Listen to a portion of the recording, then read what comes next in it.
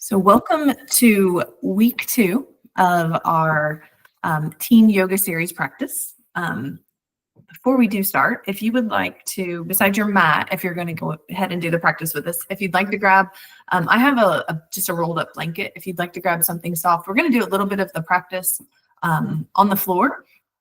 And if you have something where it's more of a hard floor and you'd like to support your knees a little more than just your mat, can be useful. And then we're also going to place it across our bellies later. So if you would like to grab something quickly, a towel, a blanket, a pillow, anything like that can be really helpful.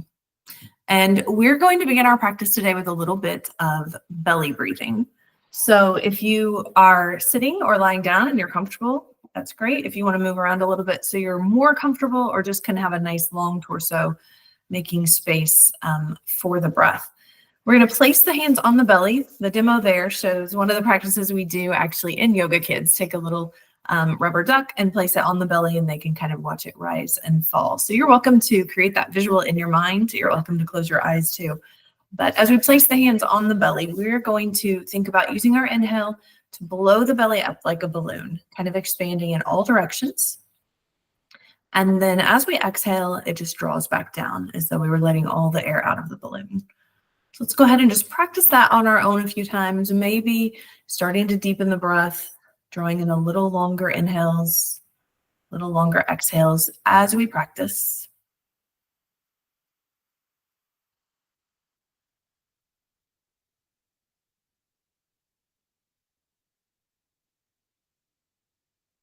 And one of the reasons this is important is because a lot of us never really breathe in our belly. We breathe primarily in our chest, and our respiratory system is made to work best when we breathe fully into that belly, expanding in all directions, and then when we let all the air back out. And then you can just allow your breath to return to its natural state. And one of the reasons I chose belly breathing is because this week we're going to talk about our solar plexus chakra, which is kind of just above the navel. And we think about this kind of being our place of calm strength. So you can see in the slide, there's some positive affirmations. You're welcome to see if any of those kind of speaks to you or you want to adopt one to add into your physical practice. And we're going to be practicing some strong warrior poses today. And part of the benefit of warrior poses is it helps us to be in that place of stillness and strength all at the same time. We also associate our solar plexus with food and the ability to turn that food into nourishment and to feed our bodies. And you'll notice a lot of those are I am statements. So that is one of the places we come back to when we talk about our Manipura chakra. You're also going to start to touch base on the vagus nerve. We will talk about it more at a different time, but 80% of the information that goes into our brain from our bodies goes through the vagus nerve. On the left, there's a diagram. You can see where the vagus nerve runs throughout the entire torso. And then on the right, there's some practices that you can do to help bring calm and peace into your vagus nerve. A lot of those we practice in our yoga practice. Singing, exercise, cold exposure is an interesting one. Practicing yoga, offering yourself the chance to laugh, breathing deeply, gargling is one, and thoughtful meditation. So those are all good ways to bring balance into your vagus nerve, which is an important part of helping to keep our nervous system in regulation. Another thing I like to remind people of is when you're young, and it can be teen or even when you're a little kid, when you are anxious or upset, your initial response or how you describe it best is oftentimes, it made my belly hurt or my stomach was upset because I was upset. So I think it's a good reminder of how that integrates with our belly that we're going to do today. And then we are going to move into a little bit of mindful movements. So we are going to talk a little bit about left brain, right brain. We're going to do a little practice here. And our extension practice for the week is another video with some more of this. I like to think of these as like brain breaks. So we have two sides of the brain, left and right. If you are left-handed, it is primarily controlled by the right side of your brain. If you're right-handed, it's controlled by the left side of your brain. And you might start to think about, there are some people who are completely ambidextrous. There's some people who are good at doing things on both sides of the body, and there's some specific tasks that people can do on both sides of the body. But you might think about if I asked you to brush your teeth with your non-dominant hand or to fold clothes. There's a lot of things that are more difficult, and it's nice to offer ourselves the chance to use our brain evenly by trying to challenge ourselves with some different practices like that. So you can see here on the slide, we associate language, numbers, and analytical thinking, more of our logic side, with the left side of the brain. And the right side of our brain is kind of our creativity, our expression, where we have our emotional intelligence, where our imagination stems from. So it's important to keep both of them active and in check. And one of the easiest ways we can create cross-body movement is simple twisting. I know I'm seated right in front of the camera, so it's not quite as easy to see here, but you can twist standing or seated. I'm just kind of seated here, just kind of moving from side to side. It's an easy way to do it. And then what we're going to add in here is a little bit of naming. So when we twist to the right, we are going to name a state. And when we twist to the left, we're going to name a color. I just picked those two because they're things that you could have a long list of. But we're firing the brain, making it work, making it think as we move, but we're also shifting the patterns of thinking here. So you can do it on your own. You can say your own states and colors, or you can just kind of listen to mine. We're just going to do a few. But whenever you're ready, we're going to rotate to the right. So I'm going to say Kentucky, and to the left, red. Indiana, orange. Mississippi, purple. California, yellow.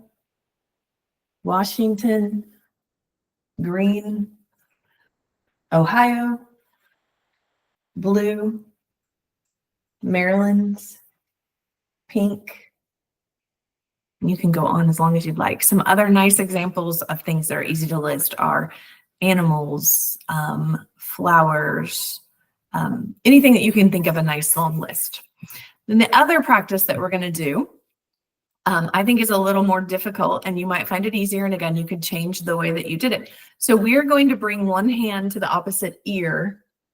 And when we do, we're going to turn the head just a little bit. So the hand is actually crossing that midline here. And you'll see my head turning. And you can turn your head if you'd like. You don't have to. But what we're going to do here is when we bring our right hand to our left ear, we're going to count by twos. And when we bring our left hand to our right ear, we're going to count by threes. So we're continuing to alternate back and forth between those. So we're going to start with 2, 3, 4, 6, 6, 9, 8, 12, 10, 15, 12, 18, 14, and 21, and then we're going to stop. And again, you could go on as long as you wanted. You can pick a different number that's easier to count by if you'd like, but we want to keep the brain firing while we make those movements throughout the body. So that is the end of our slideshow. We're going to make our way to our practice here. I'm going to move my chair out of the way. I'll come back to it later. As always, you are welcome to grab any props or anything you'd like. When we move into Shavasana, I will just leave you there and close the video. So if you are comfortable staying in that place of rest for a while, you can add that too.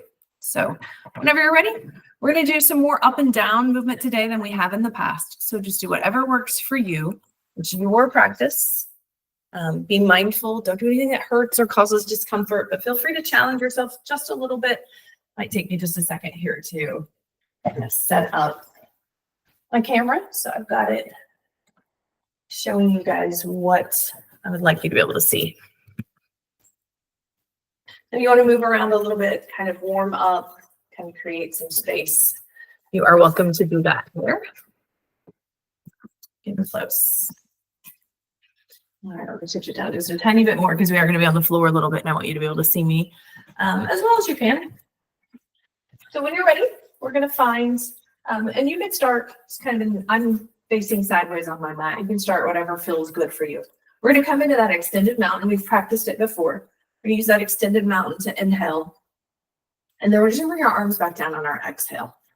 So we're going to kind of reach and lower. And if you have an I am statement, you want to come in with that calm strength, feel free to add it in here. And then we're going to integrate this into what we call our bellows breath. So bellows are what they used to use to blow oxygen onto a fire. You can Google it if you're not sure what a bellows is. But think about that big expansion and then pressing that air back out. So this is going to create a little energy and a little fire kind of in our belly.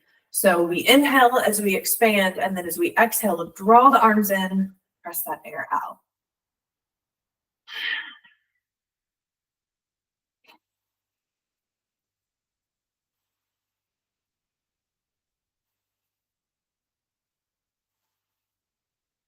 We'll do that one more time, and we should start to feel ourselves warming up just a little bit here. And then I'm going to actually just going to tuck my shirt in because I'm going to get into an inversion when we get the head below the heart.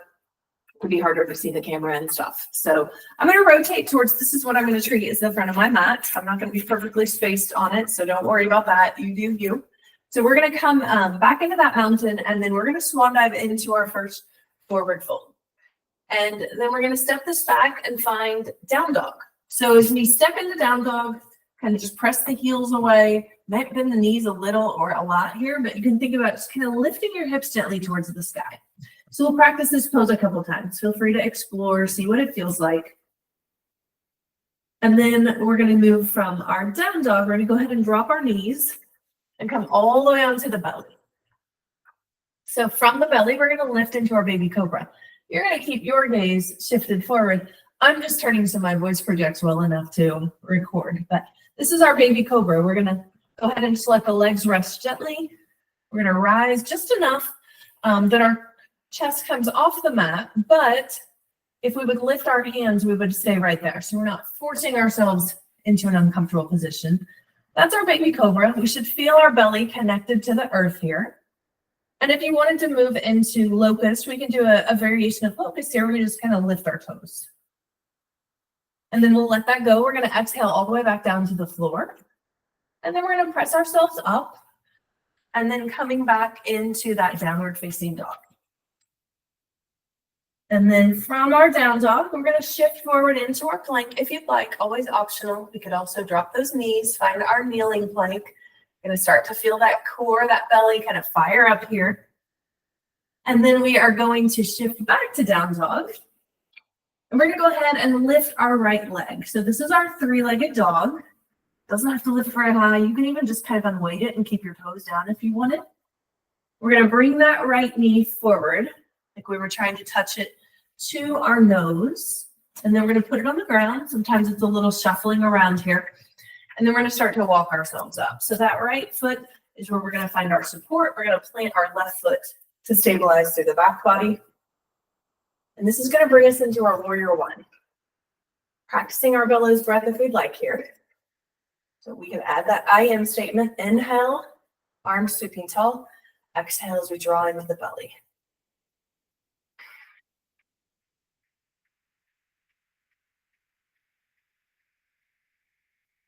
Again, we'll do it one more time. And then we're going to find our warrior two here. We've practiced it every session.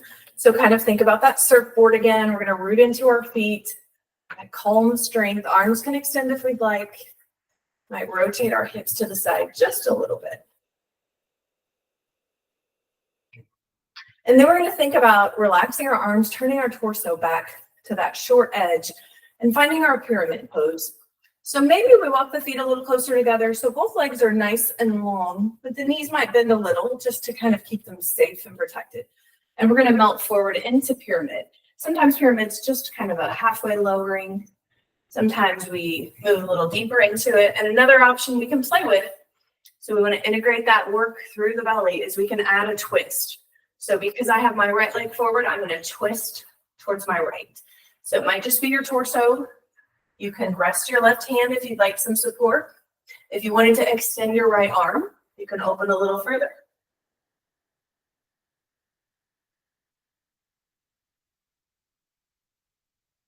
So if we did lift that right arm, we'll bring it back in. We're going to keep facing that right leg. And if you want to stay in pyramid, you're welcome to stay in pyramid. This is where we're going to integrate our Warrior 3 practice for the week. We traditionally do it from that upright position, but we're going to do it from a little lower position here. So if you want to bring your hands to the earth, you're welcome to do so, or to the leg. We're going to start to press into that right foot. That's going to help us take weight out of our left. And then I do have a wall right in front of me. I'm going to shift back just a little bit. So you can use that wall if you have one for support. We're going to unweight that left leg. It might lift. We have those options we can explore with our arms. Some people prefer to move into Warrior 3 from that lower position. Some people prefer it from an upright position. And then when you feel like you're done with it, we're going to bring that back foot down. And we are going to go ahead, come back into our pyramid pose, so long legs. My cat is chiming in as well. And then we're going to go ahead and bring the hands back to the earth, stepping ourselves back, returning to our downward facing dog here. So knees can bend a little or a lot. We'll shift that into our plank again. Back to our down dog.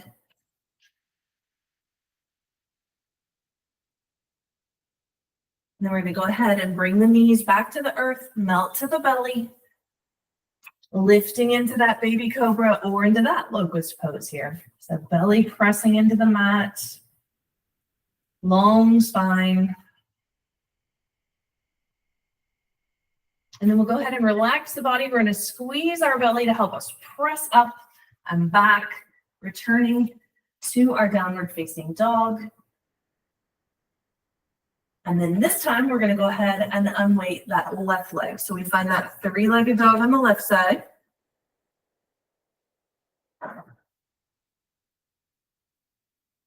You might draw that knee in towards the nose.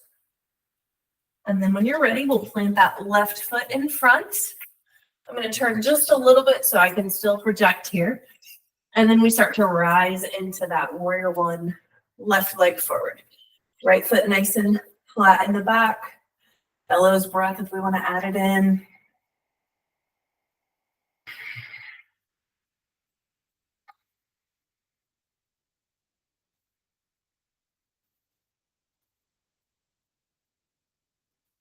And then we'll finish with our bellows breath, taking this into our Warrior 2. So again, hips might rotate towards the side a little bit. Arms can extend. We find that calm strength when we look over our left fingertips. And then we'll relax the arms. We're going to turn back to face that left leg, coming into pyramid. So long legs, they're almost kind of a triangle shape. Melting forward, you might melt a little or a lot. You might choose to add that twist here. Again, we can rotate our right hand to the floor or rest it. Move the torso towards that left leg. And then if you wanted to extend your left arm, you could.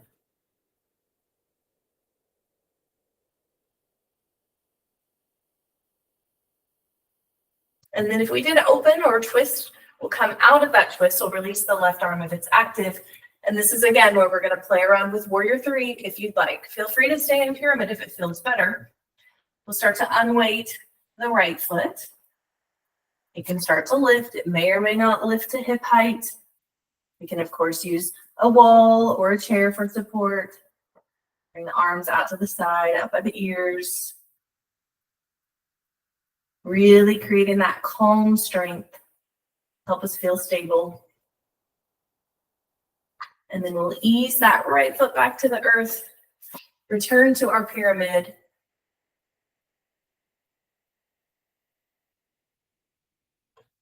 And then we'll bring the hands back down, stepping ourselves back, returning to our downward facing dog. We'll go ahead and shift forward into our plank. Back to down dog. Dropping the knees, melting to the belly. And one more opportunity here to find that baby cobra or that locust pose.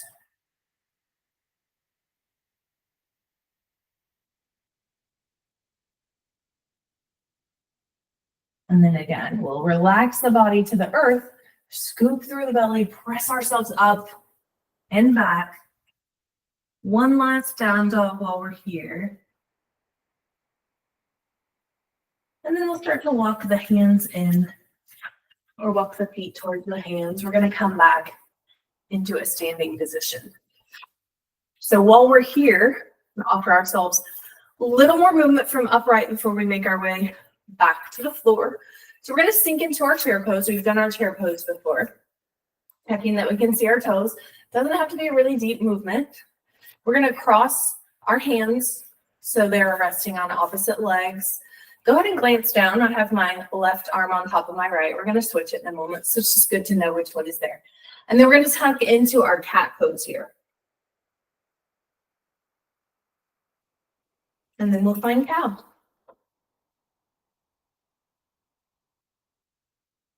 And then we'll take a big inhale as we sweep the arms up, press into our feet, exhaling back to our chair, and then just switching that up. So I'm going to have my right arm over my left this time, tucking into cats. And we'll shift to our cow.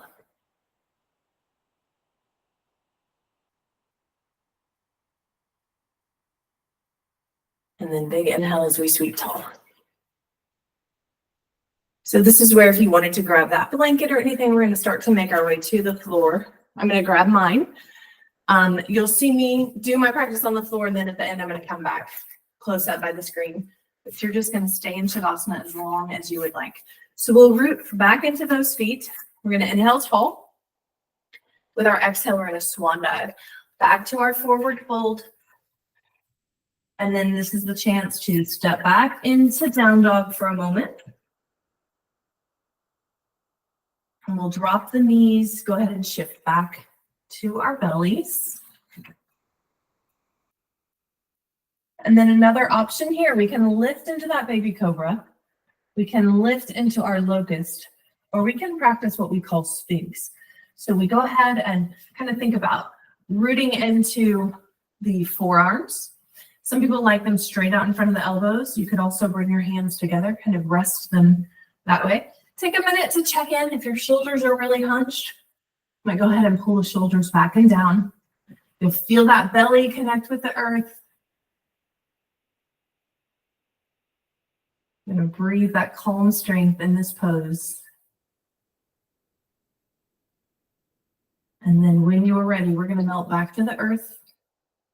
And we are going to rest in any way that feels good. And some people like to add a little movement with their feet. So we'll bend the knees and just let those feet gently sway from side to side.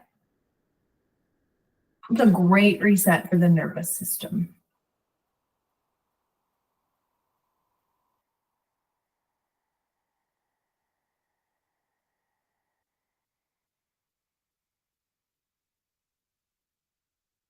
And then if we are flowing the feet gently, we'll bring them back to the earth. Press our hands under. And then take our time kind of coming into our child's pose. So we'll sink back. You can walk the arms out if it feels good. If you want to stack your fists under your forehead, that can feel really soothing as well.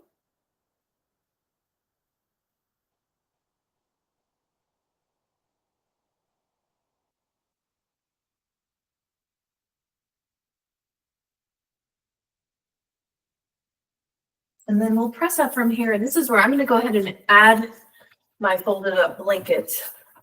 We're going to come into our camel pose. So I just like a little extra layer under the knees. And if it doesn't feel great in your body, you can always do this from a standing position instead of on your knees. Take our time and just kind of setting up for the pose here. And then you can bring your hands to your hips, bring your hands to your low back, and take a nice big breath. And just kind of start to open the heart to the sky. Maybe draw the elbows together. You can bring your gaze up as long as it doesn't create discomfort in your neck or your throat. And you want to make sure you can still find your breath. So not moving so far that you can't breathe. And this is kind of one of those, we all have varying degrees of flexibility and mobility. So you do you. You're going to press the belly forward gently, opening for those big full breaths.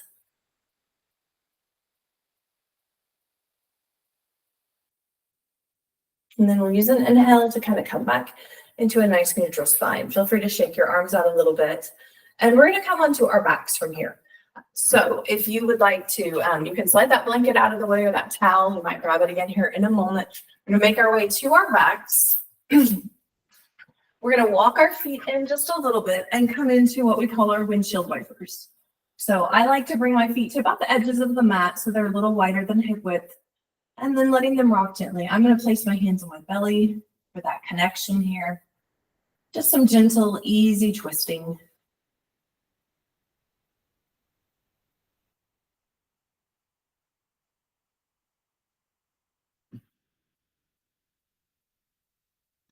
And then you're welcome to find our constructive rest pose. So we'll bring the knees together, let the feet separate, and just kind of rest here if that feels good. Or another option is to draw one knee towards the chest and then the other, finding just a nice gentle ball. You can rock side to side here. You can rock front to back. You can stay in stillness.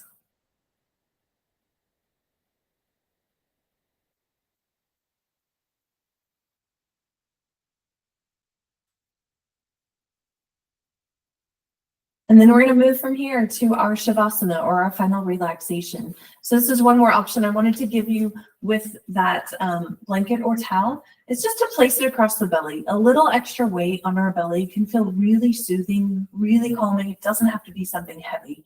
I think a lot of us are familiar with weighted blankets, and those have become really common and well known, and that's why, because they help to reset our nervous system. Your hands could rest there instead if you don't have a blanket or towel or don't want to use one. Sometimes the knees bent feels relaxing, sometimes the legs long. And another option is to roll back onto your belly where we were earlier and allow yourself to rest there. You can let your feet sway from side to side. Resting on the belly can feel really soothing for people too. So you go ahead and set up for Shavasana. I'm going to come back closer to the camera. We're going to move through a little guided imagery. And then when I finish, turn off the video, and you are welcome to stay in Shavasana as long as you would like. So allowing yourself to be really comfortable in whatever position you've chosen. Allow yourself to relax. And then starting to connect the body to the breath. Feel that inhale. Feel the belly expand. And feel the exhale as the belly relaxes.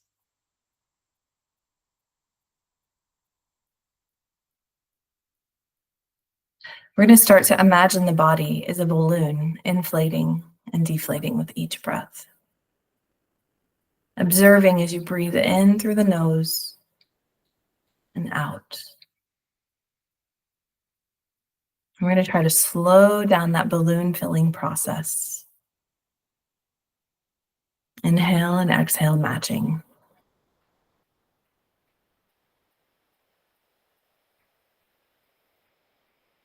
So each time you inhale, I want you to start to imagine a balloon filling overhead with helium. And as you exhale, the balloon's going to get tied with a string. Each inhale creates another balloon, and breath by breath, you start to accumulate a bouquet of balloons. Maybe you start to imagine the colors of the balloons. Are they red or orange or yellow, green, blue, indigo? Maybe a beautiful bright white. Breath by breath, you start to become surrounded by a huge, colorful bouquet of balloons, holding the strings to each one in your hand. Soon you start to feel your body lifting off from the ground and drifting serenely up in the sky. What does your sky look like? Is it pale blue with soft sunlight sifting through the clouds? Or is it a midnight ink blue sky studded with stars? Whatever the sky looks like, you feel light and peaceful, and you enter the infinite expanse above you. You reach the perfect height in the sky, and you can stay there for a while floating, observing your quiet and calm surroundings.